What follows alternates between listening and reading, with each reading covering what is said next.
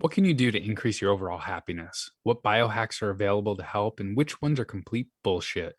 These are questions that many of us have as we pursue a life of self-improvement. These are questions I have pretty much every day. In this episode, we'll explore those questions and why sometimes the simplest answers make the biggest difference. We'll do that with our guest, Mads Friis. He's a health and well-being coach and the founder of the GrowthIsland podcast. But first... This is The Fit Mess, conversations with world-class experts in the fields of mental, physical, and emotional health.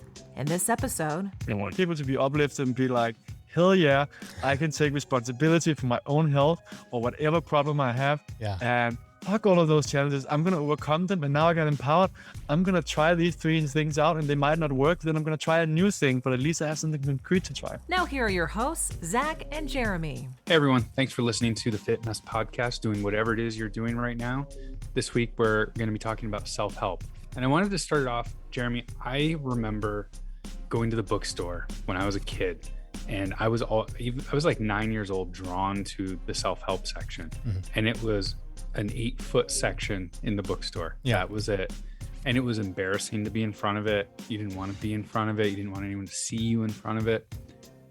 But when I went to Barnes & Noble the other day, the self-help section is like 10 miles long and it's crowded with people all the time. So apparently this is kind of a popular thing.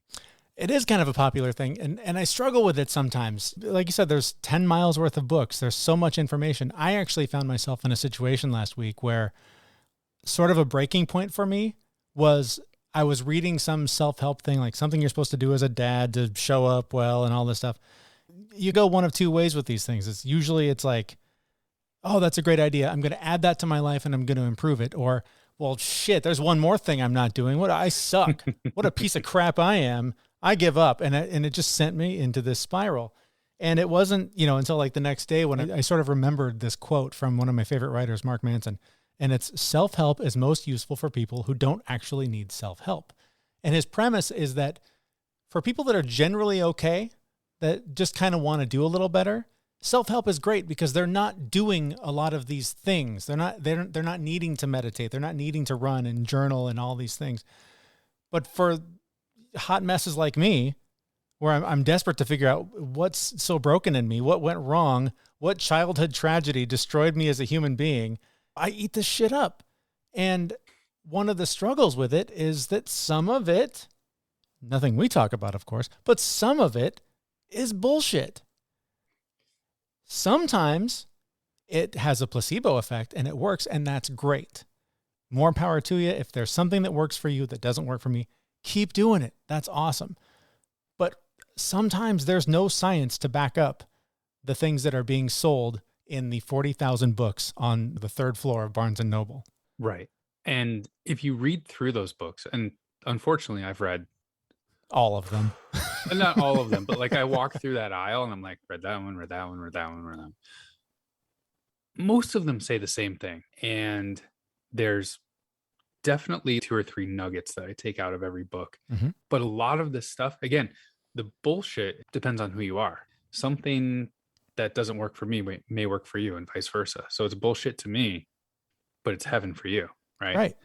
But again, bringing it back to these basic things that we need to do before we start jumping into hyperbaric chambers.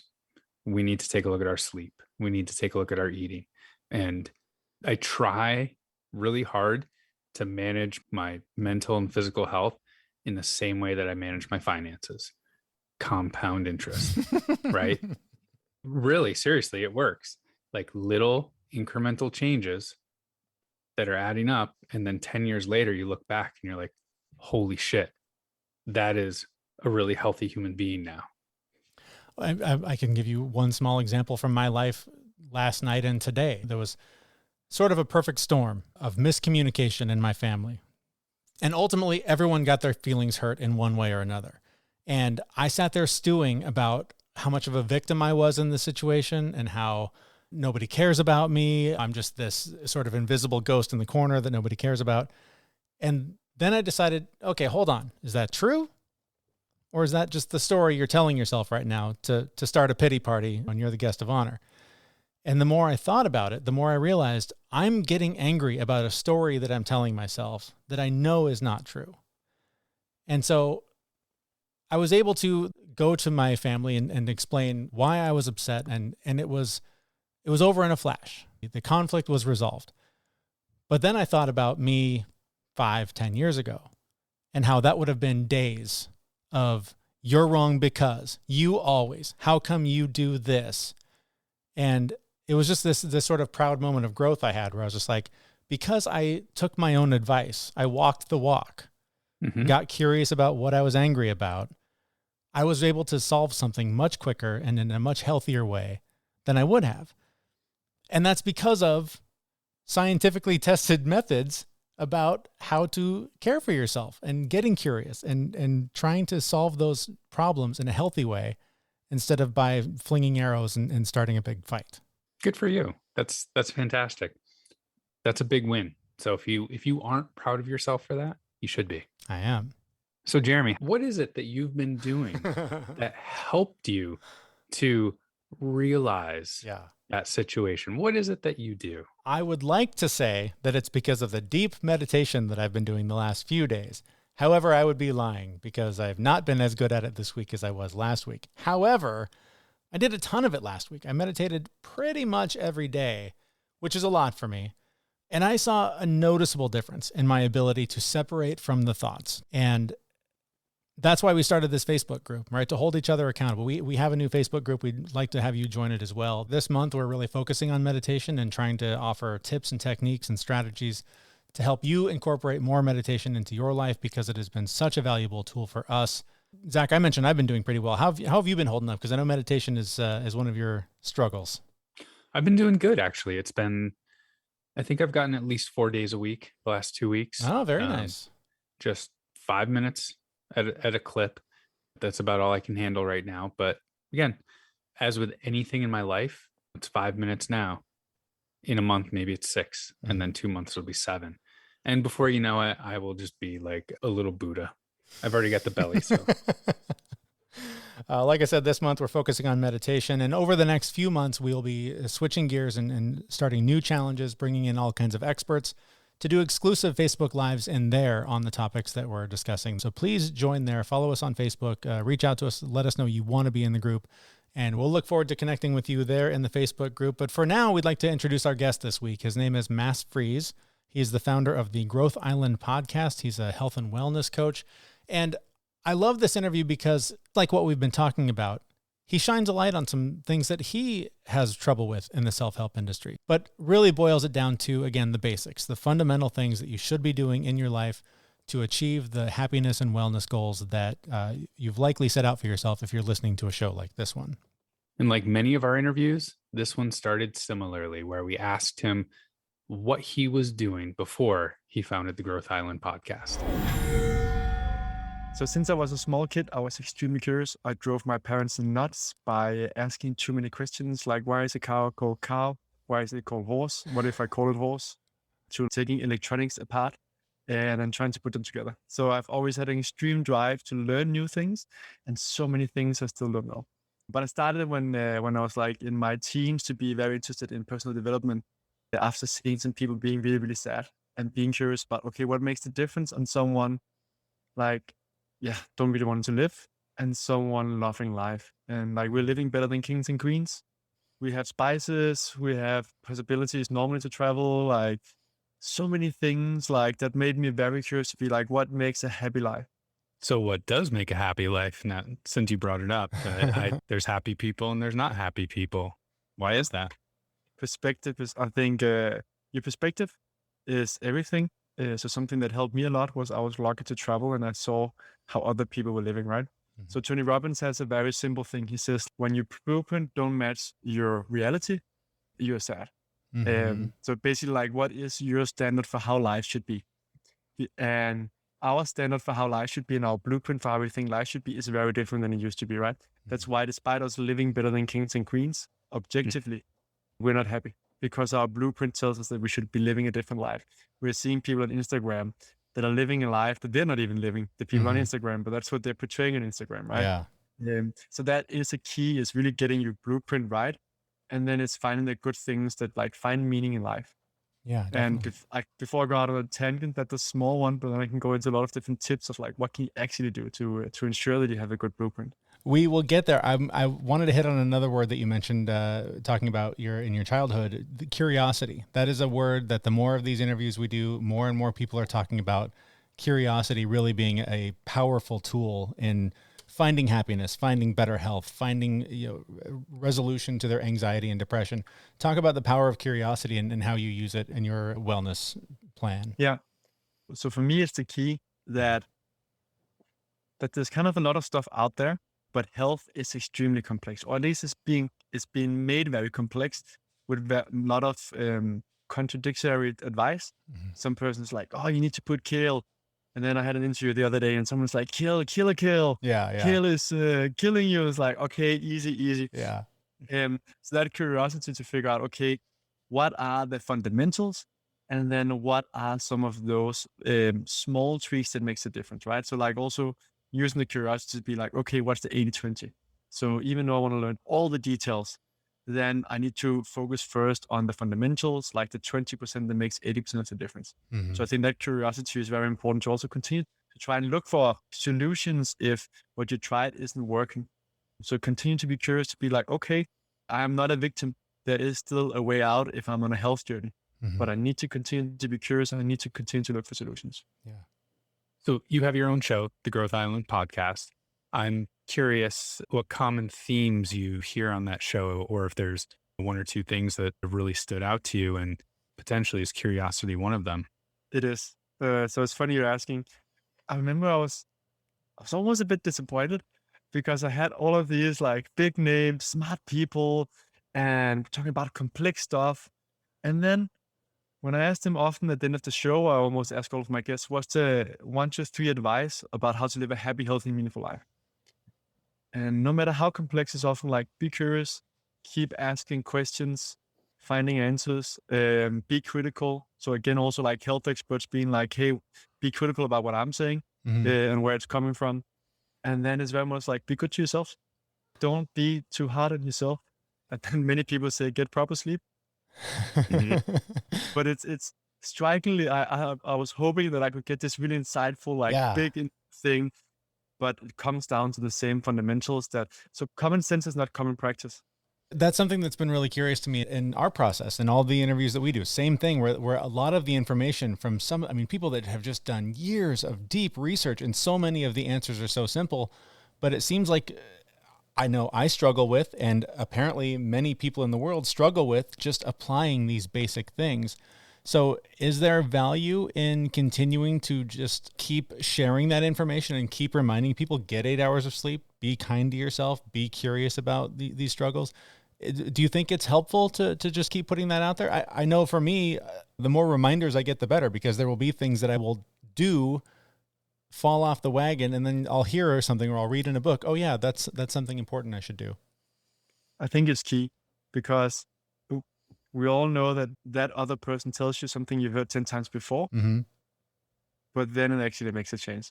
Or you weren't ready to hear it at that point, but now you're at a point in your life where it's like, now you're hearing that advice, now you suddenly understand it, and now you're ready to implement it. So I think it's super important that we still get the basics out.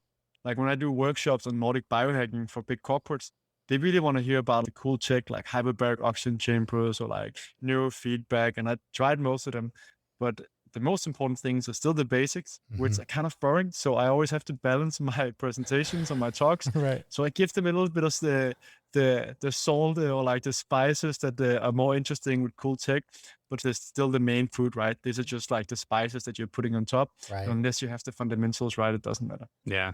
My wife always gives me a hard time because she'll tell me something for years, and then I'll listen to a random podcast and hear the same advice, and then come home and be like, you'll never believe what I heard. She's like, I've been telling you that for years. You mentioned earlier 80-20, but in doing a little bit of research on you, I saw something else where you've said that people are looking at fixing the problem 80% of the time, and only 20% of the time actually looking for the solution.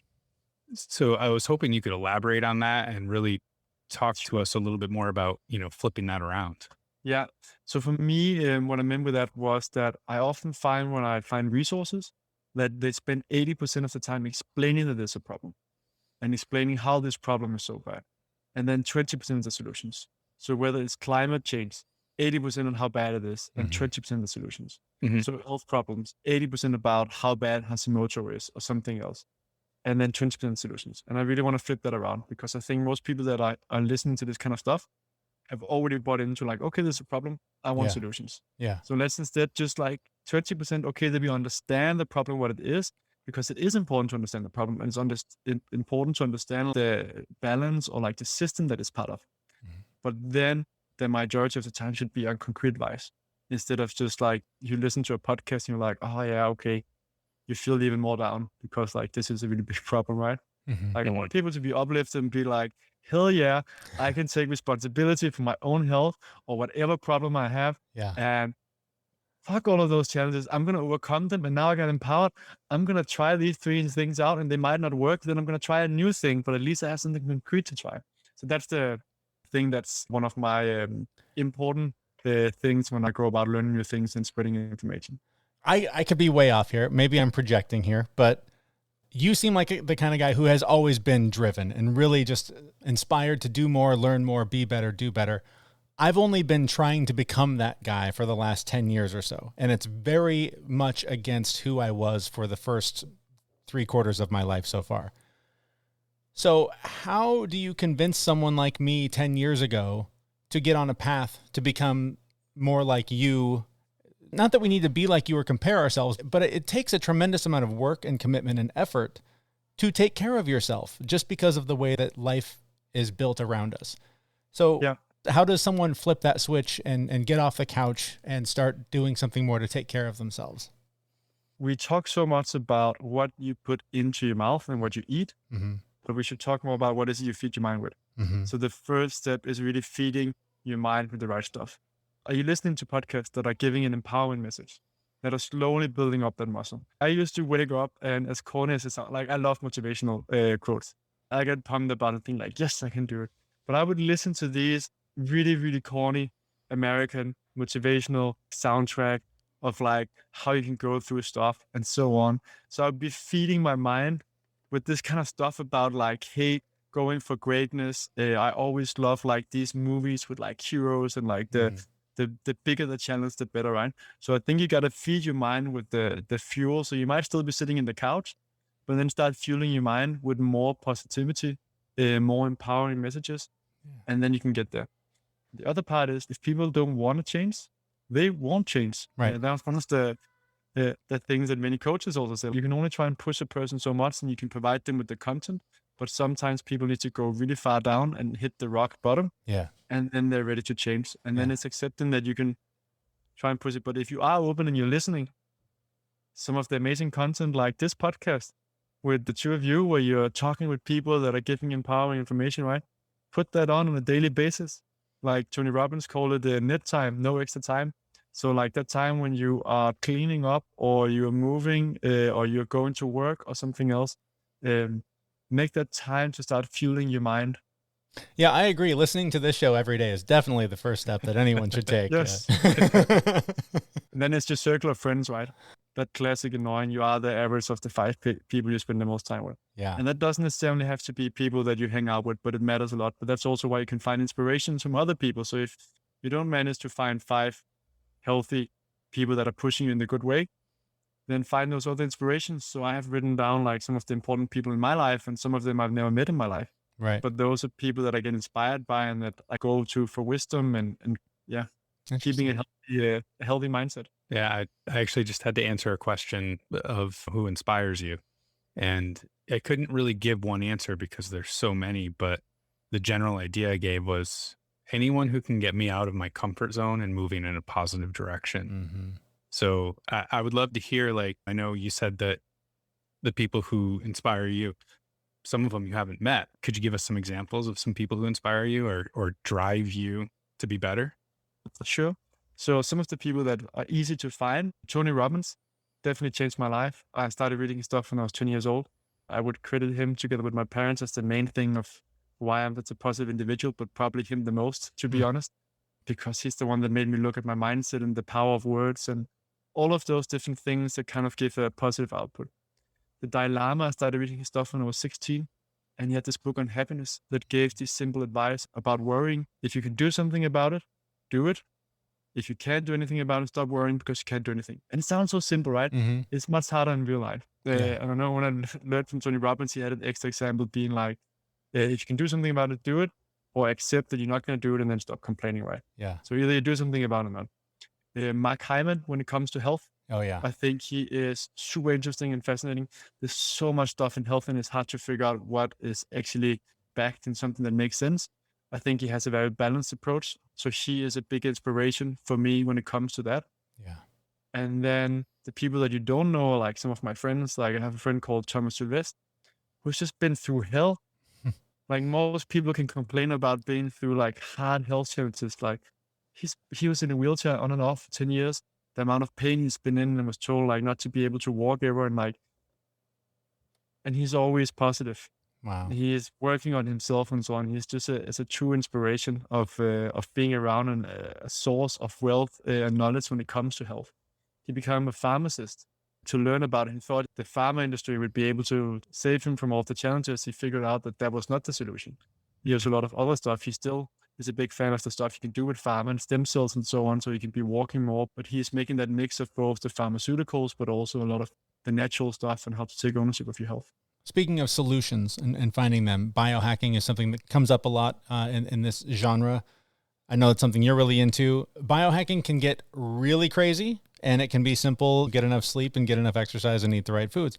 So let's talk about, you mentioned at your talks, you sprinkle in some of the spicy. So talk about some of the spicy, some of the things that really get heads to turn and wow, that's interesting. And then where's a really good place to start if you are starting out with your biohacking journey? So some of the really cool technology is hyperbaric oxygen chambers. So hyperbaric oxygen chambers is old technology. If you were a diver and you came up too fast, you would go into a chamber. And now we're just starting to figure out how it can do more and more positive things. There was a study in Israel where they took 27 individuals over 30, 64 years old, and they put them into these chambers over 60 days, over 90 days. Mm-hmm. So they got these treatments, and their senescent cells, which is something that's related to aging, they decreased. But more fascinating is something called telomeres. Telomeres is kind of a sign of aging. And we talk about they're being shortened throughout our life, and it's not really possible to extend them. You might be able to do something with lifestyle interventions. You get 1 to 2%. These individuals got 20% increase in telomeres. Wow. So It's a small study, 27 people, but there's just so much research coming out on that. And I find that extremely encouraging and fascinating. That sounds incredible. 20% for just going into a hyperbaric chamber. That's incredible. And there was no lifestyle interventions with these individuals. That's what makes it even more incredible. So imagine when we have this technology more available for more people and in the gyms and so on, and then you also do lifestyle interventions. That is freaking fantastic that we got some of the technology out there. For sure. Now let's get a little more simple. What are some easier ways to biohack your way to better health? Sure. I'll mention one complex as well still. Yes. And then I'll quickly go to the simple. Sure. Neurofeedback. Neurofeedback is where you put electrons on your head. It's measuring your brainwaves. Mm-hmm. You get audio and visual feedback. And from that, your brain gets rewarded by seeing the audio coming if it's giving you the right, or the brainwave that you want to. It is crazy what that can actually do. I've seen it with a guy that had Tourette because I was doing a trainer education together with him. And the changes over a weekend where he had some of the training, how that kind of, a lot of it got away, even though he's been trying a million different things. Mm-hmm. I think that is going to be one of the things we will also see in the future of how to both get rid of challenges, but also how to optimize our brain. I've heard that it has tremendous benefits, particularly for battling depression. Yes. Depression, ADHD, PTSD. It's really fascinating, some of the research that has come out of how it's really effective. There's also a lot of things that I'm worried about with it, because you can do something to the brain. If you can do something good to the brain, you can also do something bad. Sure. And most of the individuals that you talk about is just only talking about their good things, right? Mm-hmm. I'm not sure that I want a mediocre brain. I would like to know who are the top performers in the world that might be a little bit strange. And I might rather want my brain to be trained towards them than to the mean. Yeah. So there's a lot of things in it. Dave Asprey has his 40 years of Zen, where he tries to get people into these, I think it's theta stages and different things. But that is something that's going to be in the future. So I just have one quick question on neurofeedback. Is that something that is making its way into households? Is there like a kit that you can buy, or is that something that you need to go work with a professional on? You still need to go work with a professional. You can get Muse. Muse is the headband that's been very popular. I'm not sure where they are right now. They had a new version, but I know the earlier version, I talked to several experts on neurofeedback, and they're basically saying that it was bullshit because it was mostly measuring brain tensions or like muscle tensions. So the thing about the technology is it's using something called dry sensors. And dry sensors are not as good as picking up the signals in the brain. Mm-hmm. But I talked to one expert on it who was like, give this 5 years, maximum 10, then the dry sensors are going to be as good or good enough as the wet sensors. And that's going to be the revolution, because suddenly you have these devices that are much easier in home training. So Muse is probably the best right now in taking like at the home front, together with a company that came out of Harvard, I think, or MIT. But I would love to talk to one of the founders and really get asking the critical questions about like, okay, where are you with your newest version? Is it honestly mostly muscle tension that you're measuring? Mm-hmm. Because I want to use it as soon as it's good enough, but I don't want to be wasting my time and money on something that's still in development phase. Mm-hmm. Yeah. That's something that's super common, I think, in this genre too, is that there are so many products that, I mean, just on their face, you can tell it's garbage. But then there's some that like, wow, that sounds intriguing. Like the idea of measuring your own brain waves in your home by putting on this headband. I mean, that sounds crazy. So how do you differentiate when you're researching these things? How do you know this is crap and hey, this is something that I need to spend some time on? Yeah, it's extremely difficult. Like I had the Muse, the second version of the Muse, and I feel like it was doing quite well. So one of the things is, do they have any research that's been published saying that this works? Mm-hmm.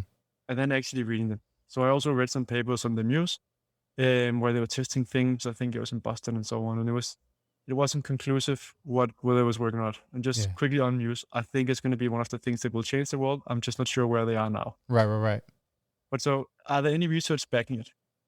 Are there any experts that seems to be explaining to like why this works? Is there any logical conclusion for how the body works that this should be able to work?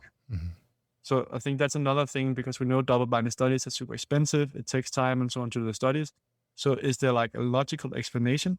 And with many things, you don't have a standing ground to guess that unless you've been trained as someone within the field. Yeah. So then it's like finding people and see if they explains how it works. And does that seem somewhat logical? Right. And there you can go wrong as well.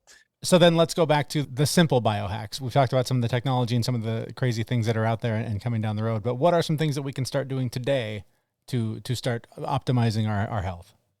Yeah. Fasting is so damn simple, right? Mm-hmm. And it's cheap. It's free. Yeah.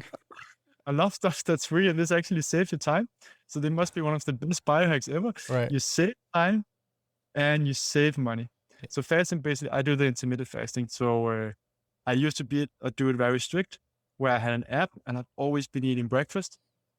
So for me, I felt like I was getting dizzy and it was very weird. So I was like timing the 16 hours. I was like, whoa. But basically you need to it takes some time to adjust the body. If you give it 3 weeks, you should be adjusted and then it's not that bad.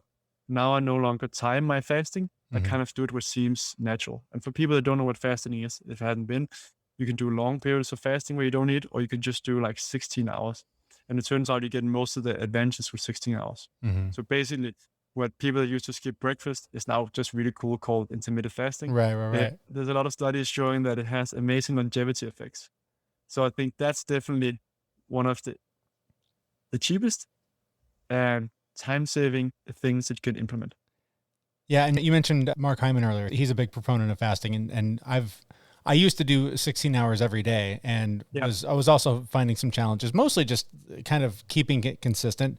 So I've followed sort of what he recommends in his new book about shoot for 12 hours every day and 16 hours a couple times a week if you can make that work. And that has been really beneficial for me, because I think a lot of times the rules that we set up for ourselves become obstacles themselves, like holding yourself to standards that are too challenging.